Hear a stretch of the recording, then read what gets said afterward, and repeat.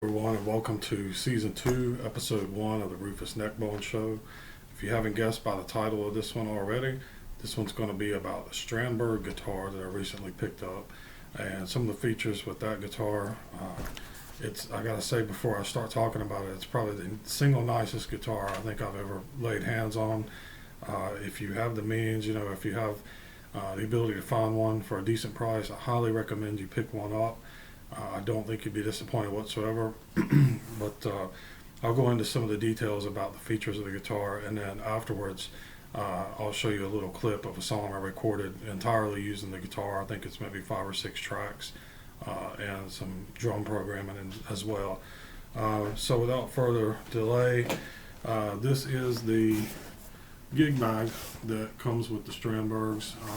If I'm not mistaken, most of them do come with this type of gig bag. It's pretty solid.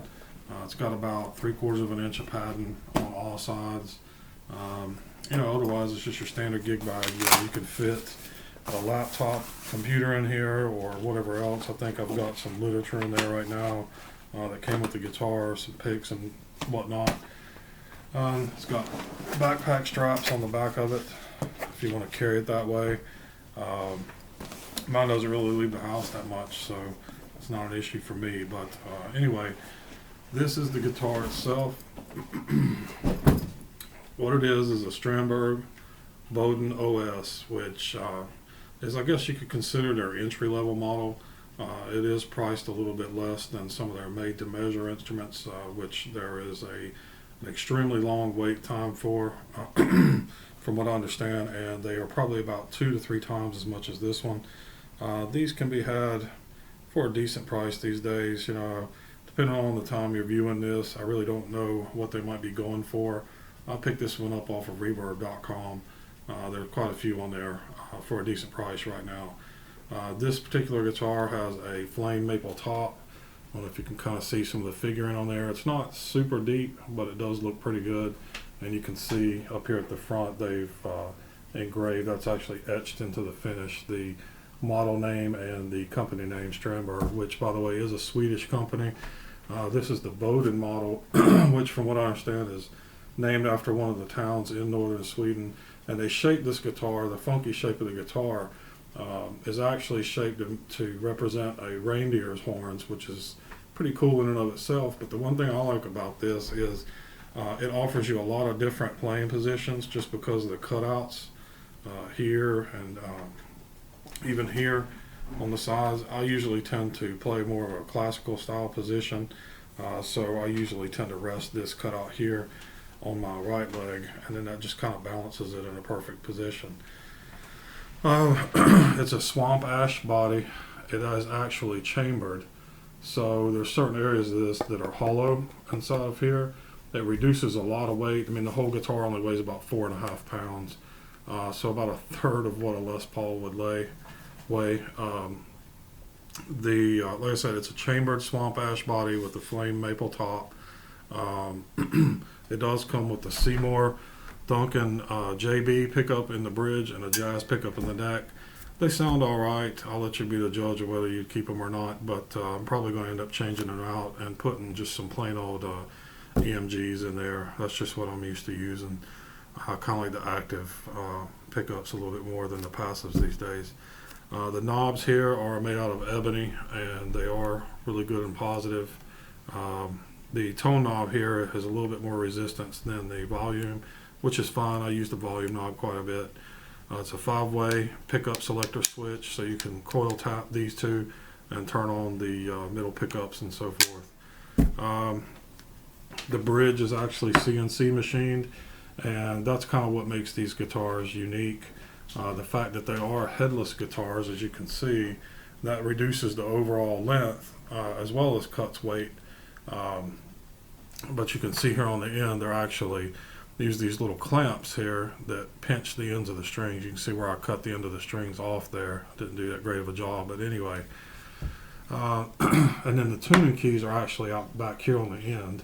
And of course you tighten or loosen these little knobs here to adjust the tension on the strings and therefore adjust the tuning.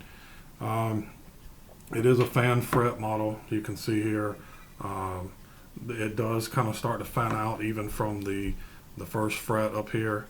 I wasn't sure if I would like it, what the transition would be like changing to a fan fret model. I really didn't notice any difference whatsoever as far as having to adjust the way I play or anything of that nature. So if you're hesitant about that, whether it's with the Strandberg or an Ibanez or any other model that has fan frets, I'd say don't hesitate, just go for it if you like the guitar otherwise. I don't know if I'd buy a guitar just because it has fan frets. I understand the theory behind it obviously is to keep the longer scale on the top string so you have better tension here for lower tunings. You also keep a smaller scale on the higher strings here, which enhances the ability to bend and play there. One thing I will say that I did with this guitar in particular that I'm really happy with is I use a set of balanced tension 1046 Diodario's on it.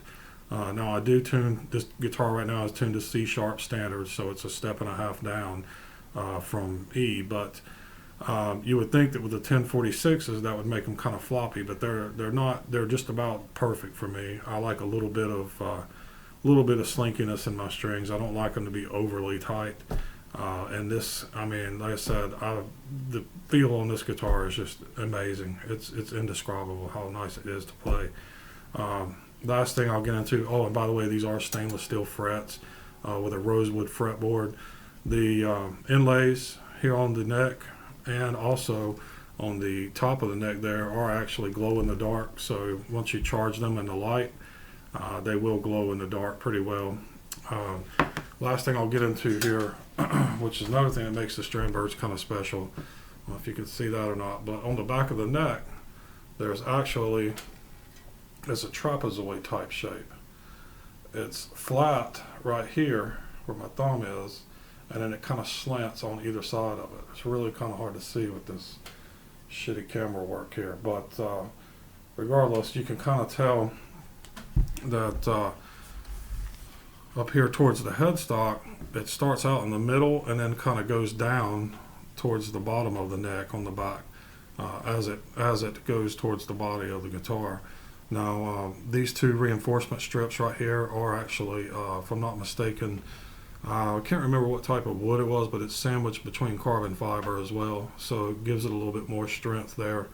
And it is bird's eye maple. You can kind of see some bird's eyes in there. Anyway, those are just aesthetics, but this is actually really functional. I have found it kind of forces you to plant your thumb in the position on the back of the neck that kind of relieves fatigue on your hand wherever you're playing at on the fretboard. That's something I noticed when I first got the guitar. I played it for about 6 hours straight, and honestly, I felt zero fatigue whatsoever on my hands and wrists after I played it for that long. And that's not really something I can say about any of the other guitars that I own or have owned in the past. After a while, it's almost kind of unnatural to place your hand in certain positions, especially if you're doing sweeps or something like that. It kind of starts to work on your wrist after a while. This guitar has none of those issues. So again, if you have the means to pick one up, I can't recommend it enough. I would definitely try and get one if I were you, if you're interested in them whatsoever. Of course, if you have any questions about the guitar at all, feel free to drop a comment in the comment section. I'll do whatever I can to help out. But for now, that's about it about the features of the guitar, really. I'll go ahead and let you guys check out this short little clip I did of one of my favorite video game themes. When I was a younger kid, I used to love to play this game. It was Wizards and Warriors. It's just an awesome game.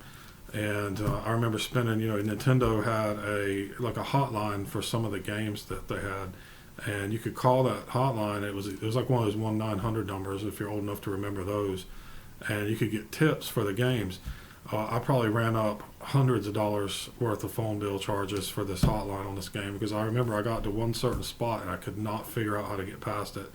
And for a 12, 13-year-old kid, that's really frustrating. So I guess I really had no life. But anyway, check out this clip. This is the theme song intro from Wizards and Warriors. Thanks.